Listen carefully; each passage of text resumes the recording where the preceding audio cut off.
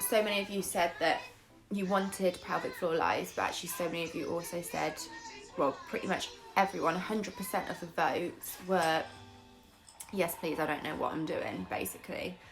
Not one person voted for no, I'm clued up. So, which is quite worrying, but I can completely understand and completely normal. You don't get taught anything when you have a baby. It's just do your pelvic floors, off you go, and you're meant to know exactly what you're doing and what that is. But especially now, if you've had a baby this year, you get no support whatsoever with anything, let alone your pelvic floor. So that's what I'm here for today. I'm just going to take you through something very, very simple.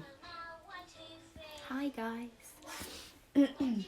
So you can do this literally just sat on your sofa. You can do it standing. Standing up is harder because you've got gravity obviously working towards your pelvic floor, or towards it, working against it, sorry. So if you feel like your pelvic floor is quite weak, I would probably just start off sat down. So sit on a sofa or a chair, or if you've got your ball still, you can sit on your ball and do it that way. Hi Vicky.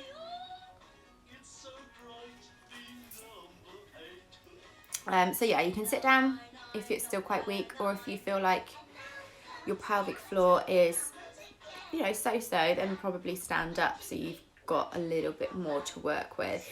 Work against gravity. That's going to make it stronger at the end of the day. And I had a few people messaging me, you know, can I join in? My child is 20 months old. Of course you can. You can join in at any point in pelvic floor. You can do your pelvic floor, obviously you're meant to be doing your pelvic floor when you're pregnant. So if you're pregnant and you want to join in this, brilliant. If your child is a month old, brilliant. If your child is a day old, brilliant. If your child is 2 years old, fine. Okay, you can still join in. It doesn't matter how old they are. Better late than never. But yeah, just work at what you feel comfortable with, really. Bye-bye. So, gonna get started. Get in your positions, whether that's standing or seated. Okay? So I'm just gonna give you a quick draw of what your pelvic floor basically looks like. It's just a diamond, basically. So say this is your pelvic floor, okay? And then you've got your front passage and your back passage. So your front passage is where your baby would come out of, and your back passage is where you probably go for a poo. So think about your both passages. It's not just your front passage, it's both as well, okay? Sorry, I'm trying to like concentrate and make sure he's fine. So pelvic floor, right? Let your pelvic floor completely relax. So just let go of it. It might feel heavy, especially if you're quite early on in your postnatal phase. It might feel heavy. That's fine if that's the case. If it still feels quite heavy, sit down and do these exercises sat down. Otherwise, stay standing if you're okay. So I want you to take a nice deep breath in. So it's about connecting your breath to your pelvic floor as well. Let me just turn that down a tiny bit. Okay, so as you take a nice deep breath in throughout your nose, drop your pelvic floor, let it go, let it just release, relax completely. So when you're ready, hi guys, take a nice deep breath in, relax your pelvic floor, and when you exhale, I want you to think about both passages and tighten them as much as you can. Okay, it's going to feel quite hard the first few squeezes, and then again take a deep breath in through your nose. Completely relax your pelvic floor, let everything go, relax your belly, relax your core, your diaphragm, everything just wants to be really, really relaxed. And again, if that makes it feel like it's heavy, that's fine. And then when you breathe out, squeeze that pelvic floor in and just draw that tummy in a little bit as well, but make sure it's not just your tummy that's coming in. You want to be focusing, of course, on your pelvic floor, both front and back. So stopping a wee and stopping a fart or a poo. You're at your new boyfriend's house. You don't want to fart in front of it. Think about that. So just squeeze and just keep that going for me. So deep breaths in through your nose, relax your pelvic floor down, And then exhale, squeeze that pelvic floor nice and tight, and just keep it going. So it's all about your breath as well. So you're going to be going with your breath, of course. So deep breath in, complete relax. Hi Emma, I hope you're well. And exhale, squeeze, squeeze, squeeze, squeeze, squeeze. And with each squeeze, you want to be trying to go harder. Squeeze harder, get it tighter. It should start to feel a little bit easier.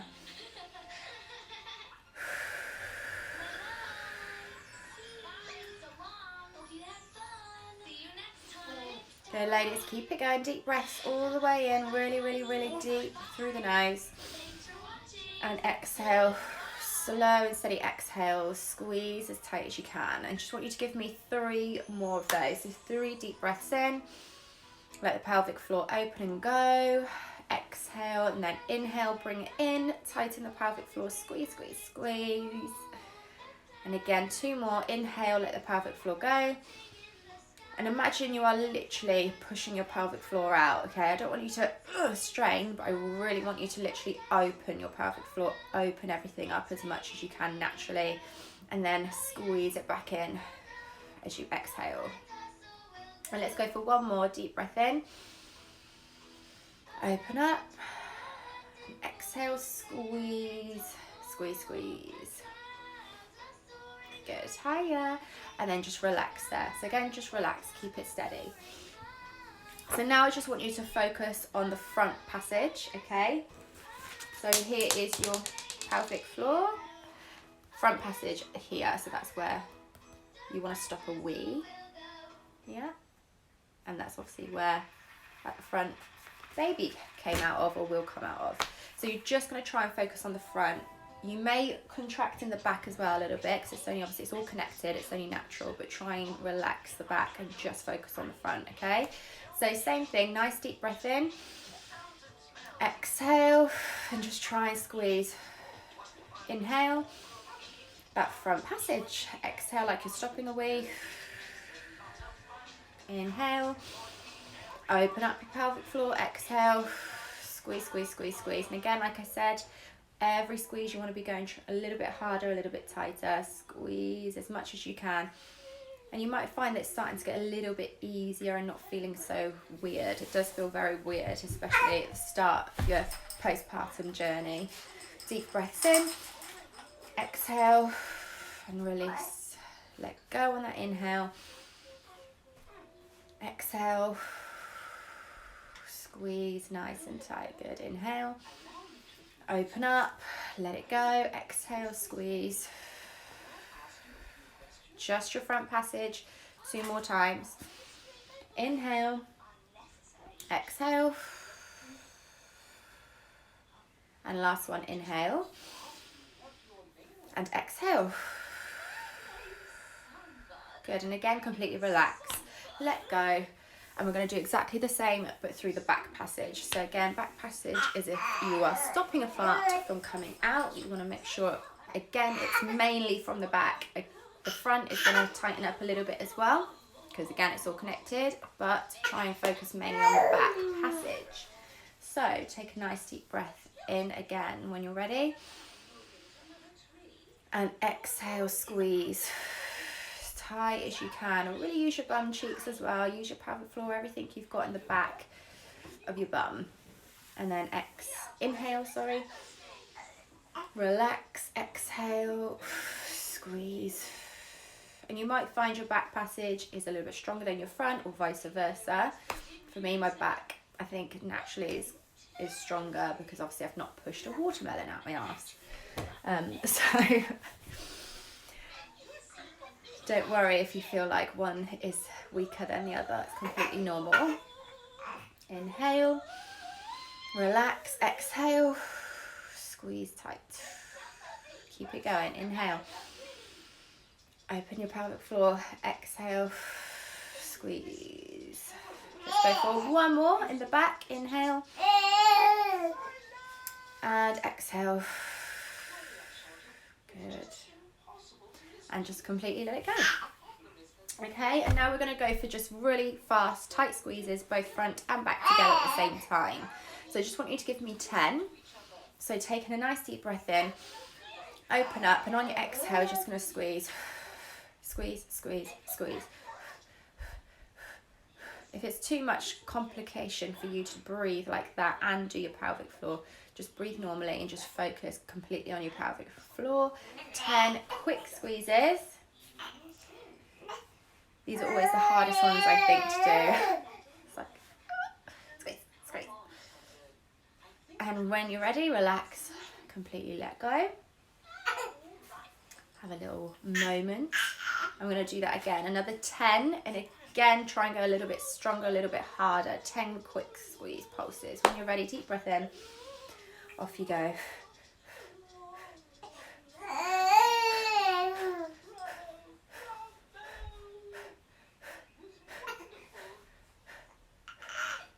Once you've done your 10, makes you a bit lightheaded. Once you've done your 10, again, relax and let go. A good trick, ladies, that I do is when I'm in the car. This is really random, but I'm such a fitness to music instructor. Like, music is just like movement to me.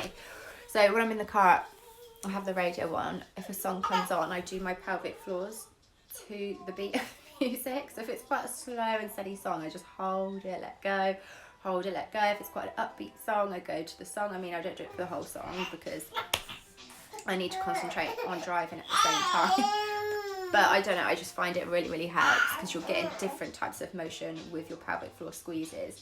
So try and make sure you're doing that as well. Don't just do on, off, all the time, every time. You want to be going, holding some for long, letting go, holding some, speed it up, go really quick for some, slow for some. The more you mix it up, the more you're training your pelvic floor and the muscles in your pelvic floor to be stronger and more reactive, basically. So your pelvic floor is literally like any other muscle. If you want to get strong core, strong abs, you train them because it's muscle. Same as your biceps, upper body, legs, whatever. So do remember that they're not just going to get back to strength on their own. They do need some attention. You do need to practice those exercises as often as possible. I'm not perfect. I don't do my pelvic floors every day because, to be quite honest, I just can't really be bothered to do them every day. But if you are really suffering with your pelvic floor and you feel like it is really weak and it's going to cause you some serious problems, then you should be practicing your pelvic floors every day at least once. And as well, ladies, don't just be happy with a weak pelvic floor. Yes, it is normal, but it's so normalised. Like, oh, I've wet myself today, or oh, I can't do that fitness class because I'll probably wet myself, or oh, I've got a pad in, and oh, I sneezed and I wet myself. Like, all of that is completely normal, but don't be just happy with that. Don't live like that, because you can, you can make it stronger, you can make it better for yourself.